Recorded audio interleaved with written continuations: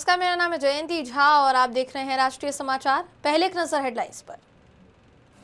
BMC चुनाव के बाद महायुति की बड़ी जीत, बीजेपी में जश्न। पीएम मोदी बोले धन्यवाद महाराष्ट्र, एनडीए का रिश्ता और मजबूत। 25 साल बाद बीएमसी में महायुति की वापसी पर शाइना एनसी का बयान, कहा मुंबई ने शिंदे फडणवीस पर जताया भरोसा, मुंबई के दो भाई करेंगे शहर की रक्षा। शाइना एनसी का बड़ा बयान। सूरत में ओम प्रकाश धनखड़ का दौरा, वन नेशन वन इलेक्शन पर बाइक रैली, बीएमसी जीत पर भाजपा का उत्साह। मिर्जापुर में संजय सिंह की पदयात्रा, केंद्र सरकार पर हमला, कहा रोजगार दो, सामाजिक न्याय दो। यात्रा का तीसरा चरण शुरू। जामा मस्जिद से जुड़ा मामला, अगली सुनवाई 12 फरवरी 2026 को। पक्षकार और अधिवक्ता अदालत में होंगे पेश। सुनवाई में आगे की कानूनी कार्यवाही पर फैसला। बीएमसी चुनाव में महायुति गठबंधन की शानदार जीत के बाद बीजेपी में उत्साह चरम पर है। प्रधानमंत्री नरेंद्र मोदी और केंद्रीय गृह मंत्री अमित शाह ने इस जीत के लिए महाराष्ट्र की जनता का आभार जताया है। पीएम मोदी ने सोशल मीडिया पर लिखा, धन्यवाद महाराष्ट्र। राज्य के मेहनती लोगों ने एनडीए के जन समर्थक सुशासन के एजेंडे को आशीर्वाद दिया है। नगर निगम चुनावों के नतीजे बताते हैं कि महाराष्ट्र के लोगों के साथ एनडीए का रिश्ता और मजबूत हुआ है। हमारा ट्रैक रिकॉर्ड और विकास का विजन लोगों को पसंद आया है।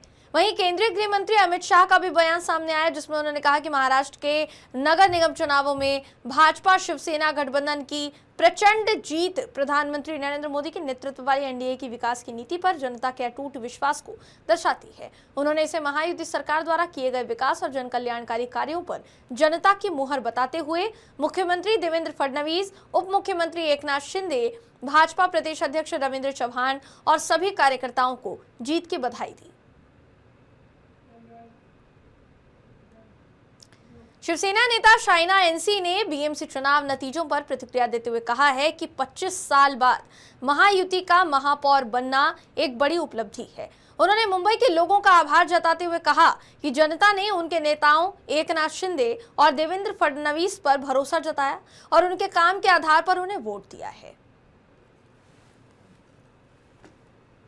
25 साल बाद महायुति का महापौर बनेगा, यही बहुत बड़ी उपलब्धि है। धन्यवाद मुंबईकर को कि उन्होंने हमारे नेता आदरणीय एकनाथ जी शिंदे और देवेंद्र फडणवीस दोनों को विश्वास जताया, उनमें उनके काम के आधार पे वोट दिया। और एक चीज स्पष्ट है कि दो ही भाव है हमारे मुंबई में, एक है देवेंद्र भाव, एक है एकनाथ भाव, और दोनों भाई अभी पूरे मुंबई की रक्षा करेंगे।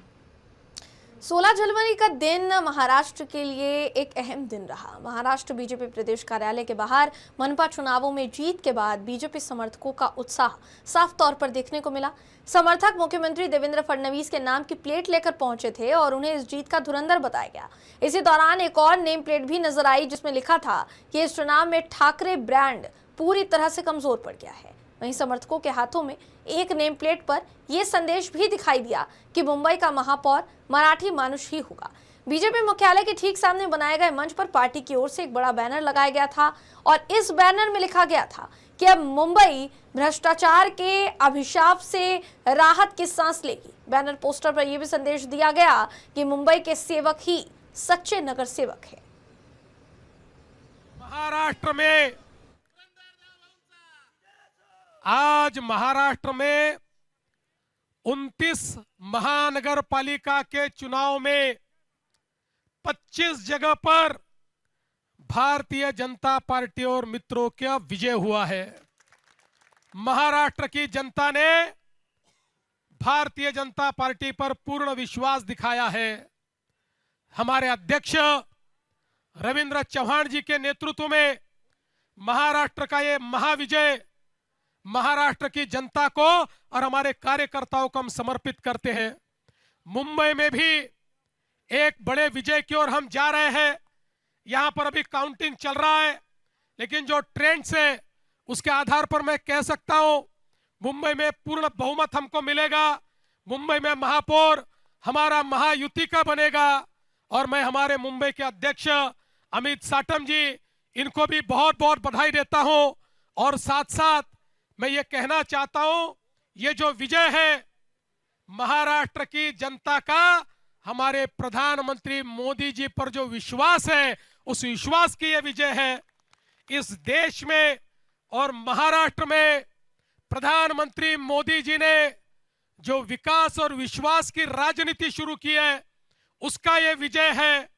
और हम लोग ये संकल्प करते हैं कि इस महाविजय के बाद हम सभी लोग महाराष्ट्र के एक एक नगर को यहां पर उसकी सेवा करने के लिए अपने आप को समर्पित करेंगे। एक एक नगर का विकास होगा, जन जन का विकास होगा, गरीबों का विकास होगा, सभी को सारी बुनियादी सुविधाएं मुहैया होगी। इस विश्वास के साथ हम लोग इस चुनाव में कूदे थे और जनता ने एक ऐसा आशीर्वाद दिया है। ये मामूली विजय नहीं, ये अति भव्य। मुंबई समेत महाराष्ट्र के मनपा चुनावों में मिली बड़ी जीत के बाद बीजेपी प्रदेश हेडक्वार्टर में जश्न का माहौल देखने को मिला। मनपा चुनाव में मिली जीत को लेकर बीजेपी प्रदेश कार्यालय को फूलों से सजाया गया था। बीजेपी कार्यालय के बाहर ढोल ताशे बजते दिखाई दिए और समर्थक जीत का जश्न मनाते हुए नजर आए। पार्टी कार्यकर्ताओं और समर्थकों में उत्साह साफ तौर पर देखा गया। बीजेपी हेडक्वार्टर के बाहर लगातार नारेबाजी, जश्न का माहौल बना रहा। इस जीत को संगठन की मजबूती और चुनावी रणनीति से जोड़कर देखा जा रहा है। मनपा चुनाव में मिली इस सफलता को लेकर पार्टी कार्यकर्ताओं में खासा उत्साह दिखाई दिया है। बीजेपी प्रदेश कार्यालय में विकास महंते जी पहुंचे हैं। विकास जी, मुंबई सहित महाराष्ट्र के मनपा चुनाव में बीजेपी को भारी जीत मिलती हुई दिखाई दे रही, जो आउटपुट आए हैं। आप यहां पर खुद पहुंचे हैं, मुख्यमंत्री देवेंद्र फडणवीस पहुंचे थे, काफी कुछ मैसेज देके गए हैं यहाँ पे, क्या कुछ कहेंगे? ये जीत जो है, ये जश्न जो है, वो विकास का है।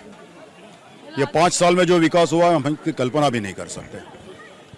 हम तो सवाल, और आम आदमी यही सवाल पूछता है कि 25 साल पहले क्यों नहीं हुआ और 5 साल के बाद क्यों हुआ। ये विजन होना चाहिए, जो विजन आज देवा भाऊ के पास है, युति सरकार के पास है, और यही वजह है। और इसीलिए आज मेरे ख्याल से 26 जगह पे मेयर युति सरकार का आ रहा है। कितनी बड़ी जीत है, ये सोचने वाली बात है। और मैं तो कहता हूँ आने वाले हर चुनाव में युति की हर उम्मीदवार युति का चुनकर आना ही चाहिए, ऐसा मेरा कहना है। क्योंकि एक बात है, अगर केंद्र सरकार में अगर बीजेपी की सरकार है तो आप एक बात समझ लो कि हर राज्य में बीजेपी की सरकार होनी चाहिए। आज अगर केंद्र सरकार का सपोर्ट नहीं होता तो आज इतना बड़ा जो विकास हुआ है वो शायद नहीं होता। तो ये आम आदमी को सोचना है। इसलिए आने वाले हर चुनाव में युति सरकार जीत के आनी चाहिए, यही मैं जनता को ये संदेश देना चाहूँगा। और जी आगे जो ठाकरे ब्रांड की बात कही जा रही थी, 20 साल बाद दोनों भाई साथ में आए थे, राज ठाकरे और उद्धव ठाकरे, ऐसा लगता है पूरी तरह से फेल हो गए मुंबई में भी? इसमें ज़्यादा टिप्पणी मैं नहीं करूँगा, इसलिए मैंने पहले ही कहा कि 25 साल में जो नहीं हुआ वो 5 साल में हुआ। अब सवाल जनता ने पूछना है कि 25 साल में आपने क्यों नहीं किया, और वो जवाब जो है आज के चुनाव के नतीजे से मिल गया है, यही जवाब है। आप नरेंद्र मोदी जी के समर्थक हैं, बीजेपी के समर्थक हैं, दोनों ठाकरे भाइयों के लिए कुछ संदेश है आपका? नहीं, कोई ज़रूरत नहीं, वो सब मैच्योर्ड है बस। मगर जो हुआ गलत हुआ। मैं भी एक मराठी हूँ, महाराष्ट्रीयन हूँ। आज हमें तकलीफ होती है कि आज जो है मराठी आदमी अगर झंडा लेगा तो किसका लेगा, ये सवाल आज हमारे सामने पैदा हुआ है। शिंदे साहब का लेगा, उद्धव साहब का लेगा, राज साहब का लेगा, देवा भाऊ का लेगा, रिपब्लिकन का लेगा, किसका लेगा, आज ये सवाल पैदा हुआ है। मगर फिर भी हम तो यही सोचते हैं कि बस जहाँ विकास है वहीं जाना चाहिए, क्योंकि हमको विकास चाहिए। लगता है ठाकरे भाइयों को मेहनत और करने की जरूरत है?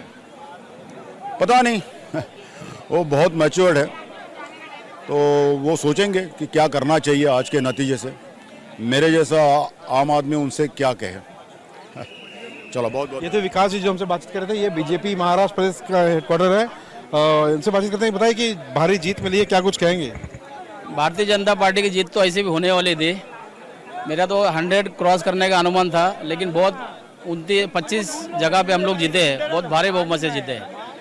सब कार्यकर्ताओं का अभिनंदन। ठाकरे भाइयों के लिए कोई मैसेज है बीजेपी की तरफ से? तो इतना बड़ा मैसेज दे दिया महाराष्ट्र ने, ऐसा ही सत्ता चलेगी। राष्ट्रीय समाचार की टीम बीजेपी हेडक्वार्टर के सामने खड़ी है। अब देखते हैं कि पूरे पार्टी को जो है फूलों से सजाया गया है। इसी कार्यालय में मुख्यमंत्री देवेंद्र फडणवीस पहुंचे थे और उन्होंने मैसेज देके यहाँ से निकले हैं कि जो जीत हुई है उस जीत को लेकर कोई भी नगर सेवक का जो नेता जो चुना गया है वो किसी प्रकार का कोई उन्माद ना रखे, क्योंकि जो जनता ने आपको चुना है उस जनता ने आपको जिताया है, काम करने के लिए जिताया है, विकास करने के लिए जिताया है। हमारे साथ बातचीत करने के लिए मौजूद हैं शुभा राहुल, जो मुंबई के पूर्व महापौर रह चुकी हैं। शुभा जी, शुभा राहुल यहाँ पर खड़ी मुंबई के पूर्व महापौर हैं। पूरे प्रदेश को बीजेपी कार्यालय से सजाया गया है और कुल मिलाजुलाकर यहाँ पर एक पूरा जीत का जो माहौल है। अर्जुन जी, किस तरह से जीत को देखते हैं? एकदम विजय उल्लास मनाया जा रहा है। देखिए, बनारस से हमारी दीदी आई है, उल्लास में शामिल हुई है, जल्लोष में शामिल हुई है और ये हमारे लिए सौभाग्य की बात है। क्या कहेंगे आप? जी, मेरा नाम सारिका गुप्ता है, महिला मोर्चा अध्यक्ष हूँ, भाजपा से वाराणसी से आई हूँ। मुख्यमंत्री साहब आए थे, भाषण सुना उनका जीत को लेकर? जी जी, मुख्यमंत्री साहब का बहुत बहुत स्वागत, अभिनंदन है और इस जीत के लिए बहुत बहुत बधाई, बहुत बहुत शुभकामनाएं। पूरे मुंबई वासी को बहुत बहुत बधाई और शुभकामनाएं मेरी तरफ से, और हमारे अर्जुन भैया है, इनको भी बहुत बहुत बधाई शुभकामनाएं। बात करते हैं मुंबई के पूर्व महापौर शुभा राहुल। शुभा जी, भारी जीत मिली है, हालांकि आप हाल ही में पार्टी में शामिल हुए हैं, किस तरह से देखती है जीत को? इस जीत की उम्मीद थी आप लोगों को? एक इतिहास का पन्ना है और मैं तो कहूंगी कि आज मुंबईकरों ने एक विचारधारा पर चलने वाली पार्टी पे, भाजपा पे विश्वास दिखाया है और नरेंद्र मोदी जी के नेतृत्व को यहाँ पर सम्मान दिया है। तो ये बहुत बड़ी जीत है और यहाँ से मुंबई करके बता दिया है कि कोई जात का भेदभाव नहीं होना चाहिए और बहुत अच्छी तरह से जीत आए। और सवाल था कि आप सालों तक ठाकरे भाइयों मतलब करीब रही हैं पार्टी में, कोई मैसेज है कि कहाँ चूक गए वो लोग? हालांकि मुद्दा उठाया मराठी मानुस का, मराठी मेयर होगा, कहाँ चूक गए? मेहनत भी की उन्होंने और यहाँ पर वन मैन शो आर्मी के तौर पे देवेंद्र फडणवीस जी पूरे महाराष्ट्र में काम कर रहे थे। ये मराठी का मुद्दा मेरे ख्याल से ये बहुत लेट हो चुका है यार, और मराठी लोग भी इतने ये नहीं है कि सिर्फ मराठी का मुद्दा है। पहले से एक ही विचारधारा पर चलने वाली पार्टी को उन्होंने विश्वास बताया है और इसलिए, और मोदी साहब का नेतृत्व पूरे विश्व में उन लोगों ने मान्य किया हुआ है, लोग सलाम कर रहे हैं। तो फिर ऐसे छोटे छोटे मुद्दे उठा के क्यों इतना भड़काया जाना चाहिए सभी चीज़। और यहाँ पर देखते हैं कि किस तरह से जो ढोल ताशे नगाड़े बजाए जा रहे हैं जीत को लेकर। यहाँ पर तमाम जो ढोल ताशे नगाड़े जो हैं यहाँ पर जीत को लेकर यहाँ पर तमाम लोग हैं, ढोल ताशे नगाड़े बजाए गए थे। मुख्यमंत्री देवेंद्र फडणवीस जब पहुंचे तभी इसी ढोल ताशों की यहाँ पर आवाज़ आ रही थी। कुल मिलाजुलाकर बीजेपी कार्यालय के अंदर देखते हैं किस तरह से यहाँ पर पूरा जो कार्यालय है सजाया गया है, फूलों से पूरी तरह से जो मेन गेट है उसको सजाया गया है। यहाँ पर तमाम जो भी लोग हैं यहाँ पर ढोल ताशे की आवाज़ लगातार आ रही है। कुल मिलाजुलाकर जीत को लेकर महाराष्ट्र बीजेपी प्रदेश कार्यालय में पूरी तरह से जश्न का माहौल है। कैमरामैन संतोष डिसले के साथ सर्वेश तिवारी, राष्ट्रीय समाचार, मुंबई।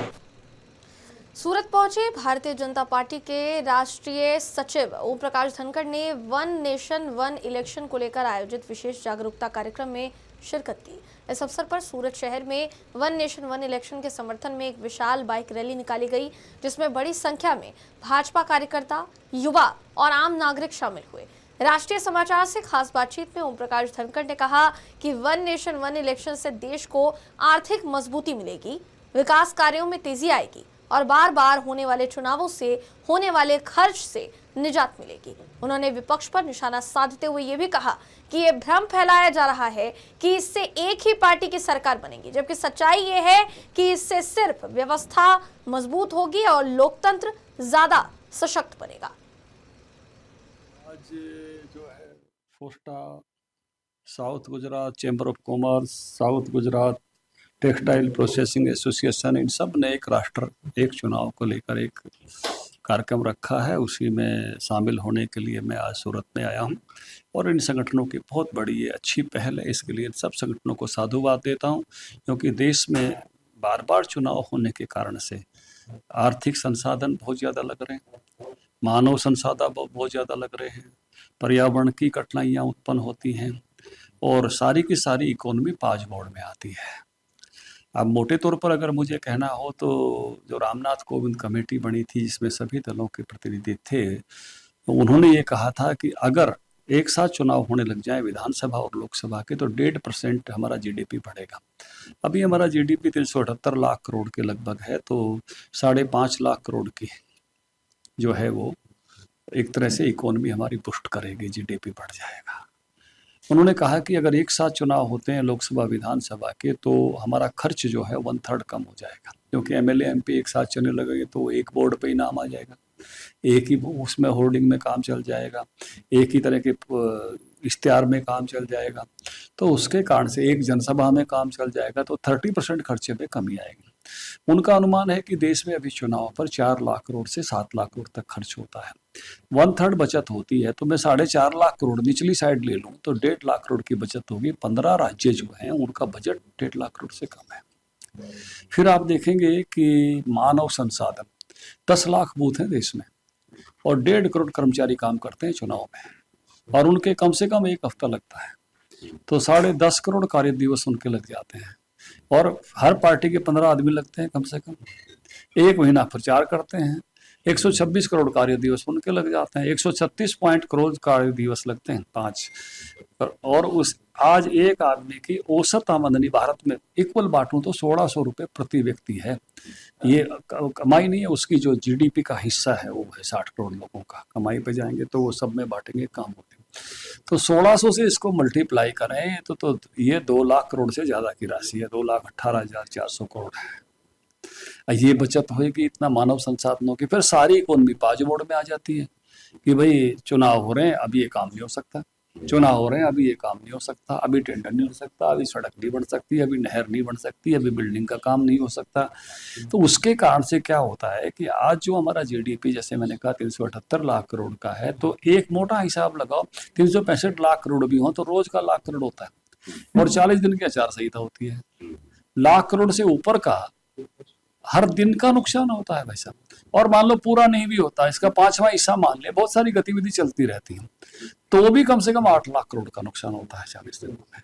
तो अगर देश को तेजी के साथ आगे बढ़ाना है, विकसित भारत बनाना है, तो हम अगर एक राष्ट्र एक चुनाव के विजन पर आते हैं, उस पर आगे बढ़ते हैं, तो बहुत सारे अच्छे बदलाव देश में करने के लिए रिसोर्सेज उपलब्ध होंगे, मानव संसाधन उपलब्ध होंगे। बार बार चुनाव से कितना प्लास्टिक यूज होता है, कितना ध्वनि प्रदूषण होता है, कितना कागज यूज होता है। अब इसका कोई अभी इस पर कोई वो नहीं, रिसर्च नहीं हुई होगी, तो ये मामला भी कई लाख करोड़ का निकलेगा। तो इस नाते से इन सभी चीजों में सुधार होगा। तो इन संगठनों ने पहल जो की है उसी में शामिल होने आया, और मुझे लगता है कि देश इस रास्ते पर आगे बढ़ेगा। देश को आह्वान करता हूँ कि वो एक राष्ट्र एक चुनाव के साथ खड़ा हो। वन नेशन वन इलेक्शन के लिए भारतीय जनता पार्टी तो काम कर रही है, लेकिन विरोधियों का जो लागल अपना है क्या वो भी कम हो जाएगा? देखिए, देश ने उनको तैयार करना चाहिए, किसी प्रकार का कोई नुकसान नहीं होने वाला। आज भी देश में कई राज्यों के एक साथ चुनाव होते हैं लोकसभा के, उड़ीसा, आंध्र प्रदेश, सिक्किम, अरुणाचल प्रदेश। कितने वर्षों तक अरुणाचल प्रदेश में हमारी सरकार थी नहीं। सिक्किम में आज भी हमारी सरकार वैसे एनडीए के साथ है, लेकिन बीजेपी की सरकार तो नहीं है। उड़ीसा, आंध्र प्रदेश में हमारी सरकार तो नहीं है, एनडीए में है जो है हमारे आंध्र प्रदेश की सरकार, लेकिन प्योर बीजेपी सरकार नहीं। और आप पहली बार बीजेपी सरकार उड़ीसा में आई है, नहीं तो नवीन पटनायक बनते थे, उनके पिताजी बीजू पटनायक बनते थे, जनता दल बनता था। तो ये गलतफहमी है विपक्ष की कि इसके कारण से एक ही प्रकार की सरकारें आने लगेंगे। तो ये इस सोच से ऊपर उठना चाहिए और राष्ट्र हित में एक राष्ट्र एक चुनाव के साथ खड़ा होना चाहिए। बीएमसी इलेक्शन में भी बाजी मार दी। हाँ, मैं बधाई देता हूँ महाराष्ट्र के नेतृत्व को, आदरणीय मोदी जी को, सब कार्यकर्ताओं को। बहुत शानदार परिणाम जो है वो आ रहे हैं, और अधिकतम जो है वो नगर निगम में भारतीय जनता पार्टी जीत कर आई है। मैं देख रहा था 27 में जो है 29 में से बढ़त बनी हुई है। तो गठबंधन की भी और बीजेपी की, सबको बहुत बहुत बधाई। सर, जिस प्रकार से एसआईआर का जो चल रहा है पूरे देश में, तो उसको लेके कहीं कभी विपक्ष का होता है कि जब चुनाव होता है तो जब हारती है तो एसआईआर मामले को भी लेके वो लोग आक्षेप लगाते। इस पे आपका क्या कहना है? अभी तो चुनाव नहीं है गुजरात में, तो नहीं, बिहार में जब चुनाव हुआ था राहुल गांधी एसआईआर के ऊपर भी कहीं ना कहीं वो लोग सवाल उठाते हैं। इस पर एसआईआर तो एक अच्छा शुद्धिकरण है मतदाता सूची का, सबने इसका स्वागत करना चाहिए।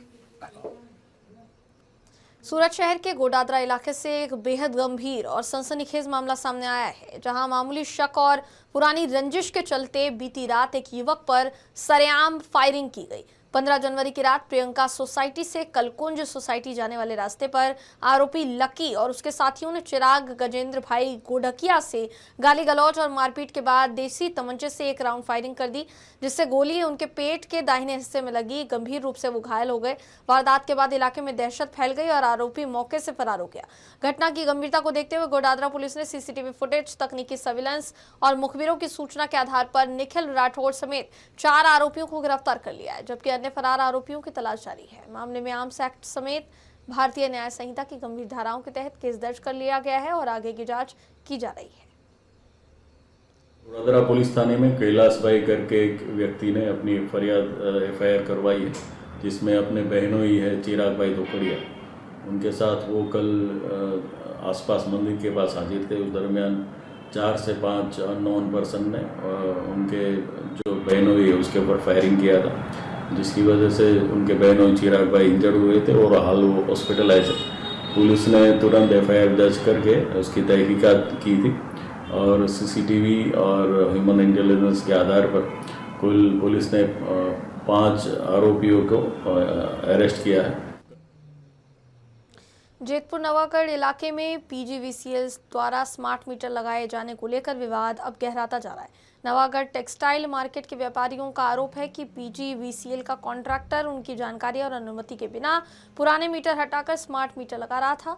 इससे नाराज व्यापारियों ने चैम्बर ऑफ कॉमर्स के समर्थन के साथ पीजीवीसीएल कार्यालय पहुंचकर एग्जीक्यूटिव इंजीनियर दिलीप जेठवा से कड़ी शिकायत की। व्यापारियों का कहना है कि 1 महीने में करीब 50 मीटर बदले गए हैं, लेकिन किसी भी कस्टमर के साइन नहीं लिए गए और विरोध करने पर बिजली काटने की धमकी तक दे दी गई। उन्होंने मांग की है कि जहां मीटर बदले गए हैं वहां दोबारा पुराने मीटर लगाए जाएं और पुराने मीटर की लैब टेस्टिंग में अगर कोई गड़बड़ी पाई जाती है तो उसकी पूरी जिम्मेदारी कॉन्ट्रैक्टर की हो।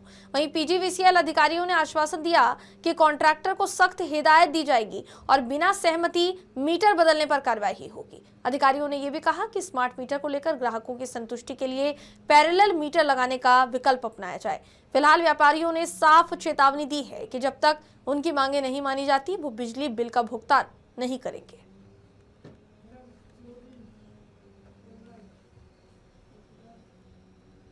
खबरों का सिलसिला यूं ही जारी रहेगा। देश और दुनिया के तमाम खबरों के लिए देखते रहिए राष्ट्रीय समाचार।